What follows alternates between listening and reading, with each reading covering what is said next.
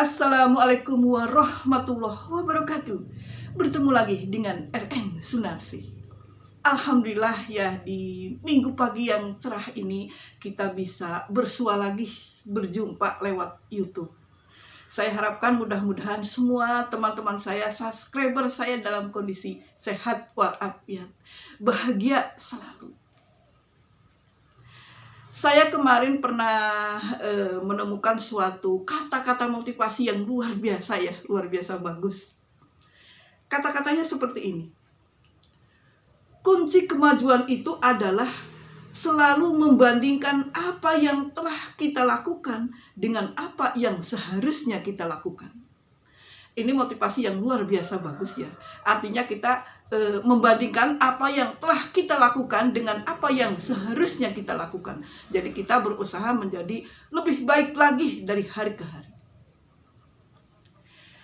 Tetapi ya, pada kesempatan ini saya khusus untuk hari ini, saya tidak sedang membicarakan motivasi atau olahraga.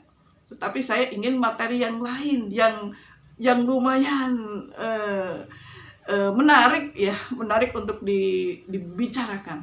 Tetapi sekali lagi saya katakan bahwa ini bukan untuk menakut-nakuti. Ini hanya sekedar pengalaman. Saya berbagi pengalaman apa yang telah saya alami ya, apa yang telah saya alami dan saya rasakan, dan saya mohon komenannya seperti apa. Kira-kira seperti apa ya kisahnya? Kita ikuti ya. Begini ya, pada tahun 2009 ya, saya datang ke sini, ke rumah ini. Saya sebenarnya aslinya orang sini ya, tetapi karena saya lama di Jawa, 20 tahun di Jawa ya, kemudian saya akhirnya balik lagi ke sini tahun 2009. Ketika saya datang ke sini, ini rumah ini dalam kondisi kosong ya, kosong, sepi ya, karena kedua orang tua saya sudah meninggal, kakak-kakak saya juga banyak yang sudah meninggal ya. Jadi saya merasakan suasana yang begitu sunyi dan sepi. Kemudian ya, setelah seminggu saya di sini, itu saya memang merasakan ada hal-hal yang ganjil ya, yang aneh. Tetapi sekali lagi ya, saya katakan bahwa ini saya bukan menakut-takuti. Kok aneh, kok biasanya motivasi, kok sekarang begini. Ini cuma hiburan aja ya, hiburan, saya cuma berbagi aja. Jadi ceritanya begini, ketika saya tidur ya, saya terbangunkan oleh suara ketukan pintu di kamar. Ada yang ketuk-ketuk ke kamar. Tuk, tuk, tuk. Saya terbangun. Siapa yang ketuk pintu ya? Biasanya putra-putri saya itu nggak suka ketuk pintu. Kalaupun anak-anak saya itu membutuhkan saya ya, biasanya itu manggil bu, gitu. Bu atau pak. Jadi bukan ketuk pintu. Apalagi ini malam-malam hari, sekitar jam berapa ya, saya nggak lihat jam. Itu ketuknya di kamar. Saya merasa aneh, ada apa ini? Tapi saya dalam hati, oh mungkin ini ada makhluk lain yang datang, ingin kenalan. Ingin kenalan sama RN Sunarsi. Kemudian ya, saya juga suka mendengar seperti ada yang merapihkan kursi. Jadi kursi itu digeret-geret, dirapihkan gitu. Padahal setelah saya lihat lubang kunci, itu nggak ada yang berubah, kursinya itu seperti itu aja. Jadi cuma suara-suara aja yang sampai ke kuping saya. Seperti seolah-olah orang yang sedang merapihkan kursi. Ya akhirnya ya saya baca ayat kursi ya. Kalau baca ayat kursi kan kita itu jadi berani, jadi nggak takut lagi. Yang waktu itu memang saya dominan rasa takut ya, yang namanya juga saya baru, memang ini rumah saya waktu kecil, tetapi kan udah lama saya nggak tinggal di sini. Jadi ketika merasakan hal-hal yang seperti itu, ya lumayan ya, maru ringkak bulu punduk. Tapi itu dulu ya, sekarang udah enggak. Ya Ya yang penting saya tidak bersahabat aja gitu. Itu mah nafsi-nafsi. Ya saya tidak ganggu dan harapan saya mereka juga tidak ganggu. Ya kan?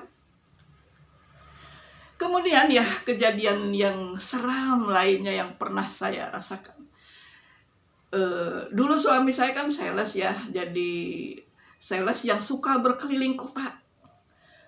Suatu hari suami saya ditugas oleh perusahaan itu ke daerah provinsi Bali. Saya baru tahu Bali. Oh, Bali memang indah ya, indah dan sangat bersih. Orang-orangnya ramah sekali. Itu yang saya kesan pertama dari Bali itu bersih dan ramah orang-orangnya. Kemudian ya kan sampai sana itu sekitar jam 10 jam 11, kemudian saya mencari hotel ya, bukan hotel berbintang tapi hotel melati. Saya dapatlah di suatu kabupaten ya, saya tidak menyebutkan kabupaten apa, tetapi masih di Provinsi Bali. Lah ketika di sana ya saya memesan kamar, dapat kamar, ya udahlah saya membawa tas dan lain sebagainya ke situ. Tetapi malam-malam itu ada suara telepon berbunyi, telepon hotel ya berbunyi. Padahal malam, bukan ketika saya datang tetapi malam. Saya terima, halo, kata saya kan begitu. Nggak ada jawaban. Ya udah saya taruh lagi. Ada lagi telepon lagi, berdering lagi. Sampai berkali-kali. Wah, kata saya ini orang iseng banget ya. Saya baru kesini, baru datang, capek, dapat telepon yang terus berdering gitu. Kok iseng sekali. Akhirnya suami saya kan tidur ya, mungkin capek. Akhirnya saya turun, saya lantai 2, saya turun ke bawah. Saya nanya ke bagian depan ya yang memberi kunci itu. Saya tanya, Pak, kenapa hotel saya, kenapa ditelepon terus gitu? Saya kan nggak pesan apa-apa gitu. Apakah ini dari sini? Katanya tidak Bu, tidak nelpon gitu. Oh tapi teleponnya kok berdering terus gitu. Nah saya sudah agak curiga, ini pasti ada makhluknya di kamar saya itu. Nah saya kembali ke kamar itu dan saya sampai pagi saya tidak bisa tidur. Gara-gara telepon yang sering berbunyi. Tetapi setelah saya konfirmasi ke bagian bawah ya, itu nggak ada lagi, maksudnya nggak berdering lagi. Ya sudahlah, saya biarkan aja lah, yang penting saya udah berdoa ya, udah baca ayat kursi, dan saya tetap seperti biasa aja. Saatnya sholat ya saya sholat begitu. Jadi makhluk yang diciptakan Tuhan itu memang ada makhluk yang seperti kita, makhluk kasar, dan ada makhluk yang kasat mata. Artinya kita harus percaya bahwa Tuhan itu menciptakan alam semesta itu dengan beragam makhluk. Dan kita percaya bahwa itu memang ciptaan Tuhan. Yang penting tidak saling mengganggu. Itu semua ciptaan Tuhan ya, itu semata-mata hanya untuk beribadah kepada Tuhan. Jadi ketika ada semacam kita merasa dihantui oleh yang seperti itu mereka tuh sebenarnya sedang mengganggu kita supaya kita tidak beribadah ya, supaya kita misalkan yang terbiasa sholat tahajud kita jadi enggak sholat tahajud, supaya yang biasanya kita baca Quran ya malam-malam baca Quran kan bisa ya malam baca Quran pelan-pelan, jadi karena ada rasa takut itu kita jadi tidak membaca Al-Quran. Nah seperti itu. Jadi yang penting kita itu percaya bahwa kita itu diciptakan Tuhan hanya untuk beribadah. Jadi bukan takut kepada makhluk lain. Sekali lagi saya katakan bahwa saya tidak sedang menakut-nakuti teman-teman semua. Ini hanya sekedar pengalaman pribadi yang pernah saya rasakan. Saya mohon maaf ya bila kata-kata saya itu ada yang salah ya, dan saya mohon komenannya. Terima kasih. Wassalamualaikum warahmatullahi wabarakatuh.